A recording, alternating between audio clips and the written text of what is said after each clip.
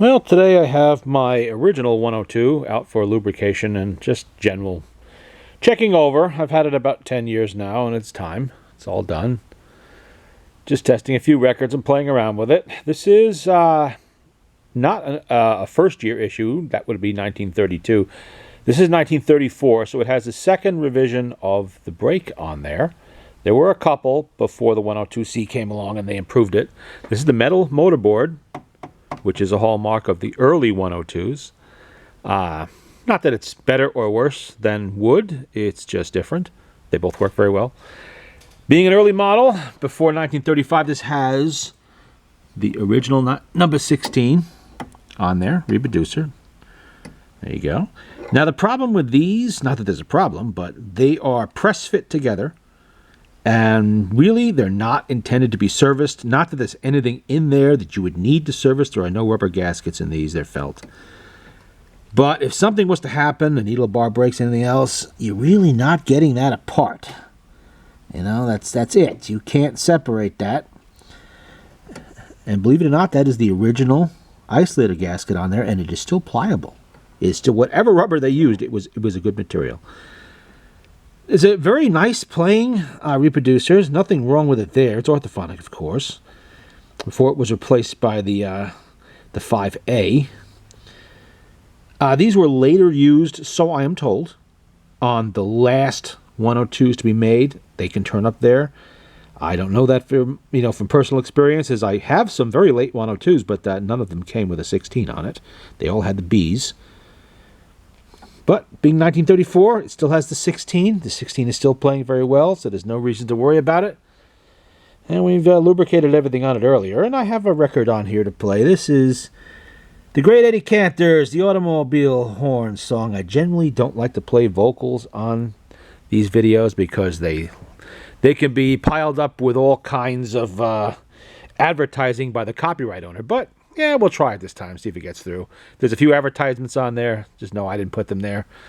That was the copyright owner who did that, which is better, I guess, than just ordering its removal altogether.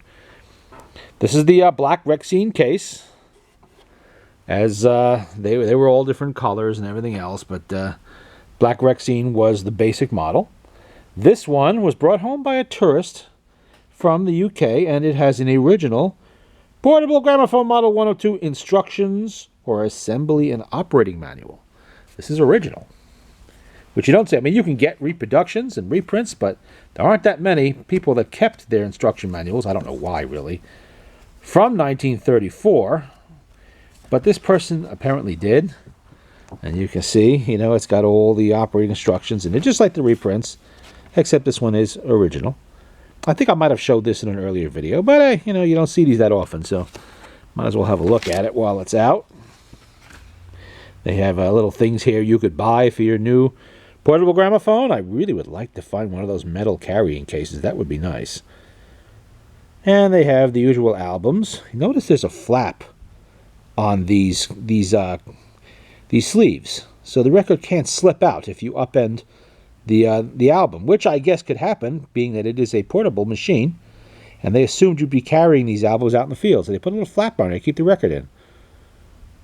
And the needle tins. Well, there you go. His master's voice, being this is a UK machine. And it also came with the, what do they call this? The contents card. Gramophone Company, Ltd, Hayes, Middlesex, England. And you see it came with a sound box, a turntable, a winding key, and an instruction book. All of these 4 items are supposed to be in, and I suppose this card would be the 5th. Apparently they didn't send you with any kind of needles. I'm kind of surprised. I guess you had to buy your own. And you can see here if there's something missing or damaged, this tells you how to go about taking care of that. And it's in several languages. English at the top, of course, and claims from overseas for shortage or damage amounting to over £5 must be accompanied by a Lloyd's survey report. That would be Canada, because these were not marketed in the United States. That was a handshake agreement between Eldridge Johnson and the Gramophone Company. Johnson owned, I believe it was a 50% stake of stock in the Gramophone Company. He did not own the Gramophone Company. Victor Company did not own the Gramophone Company, but they did do a lot of patent sharing because of that little agreement they had and the hefty bit of stock that Johnson owned. So you'll find all kinds of familiar Victor items mixed in with Gramophone Company products. They could be motors, reproducers, all kinds. I mean, earlier on, both companies used the Exhibition and the number 2 and the number 4 reproducers. They deviated for the orthophonic era because simply Gramophone Company did not care for Victor's orthophonic reproducer. Thought it was too complex and really didn't give a better sound than what they had. Let's hear Mr. Cantor.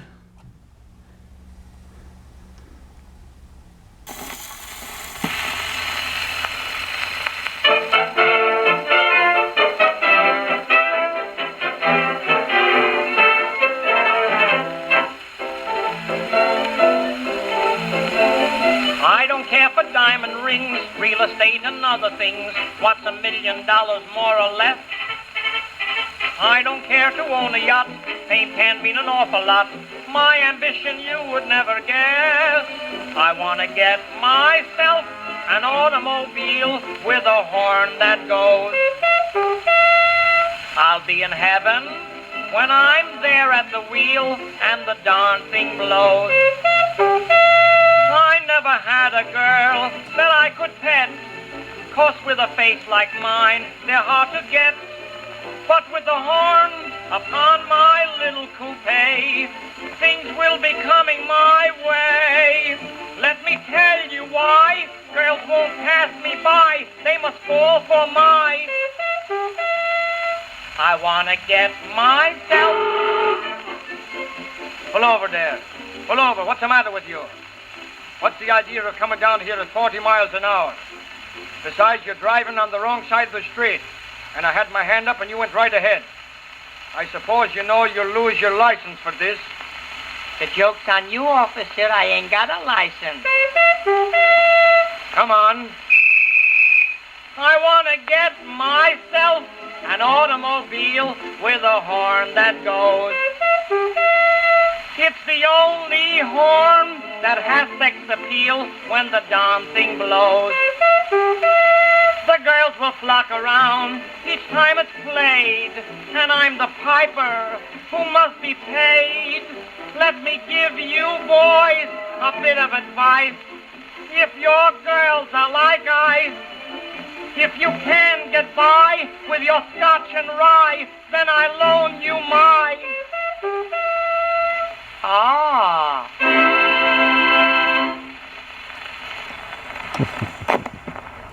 Note that the auto brake is fully functional. That is something that happens when you use records that it will work with very well. This is a Victor Electric from the late 1920s. You can always tell them because they say VE right there, and there's no RCA on there anywhere. Victor Talking Machine Company. And this machine, of course, has its record carrier still, which as you can see I'm using.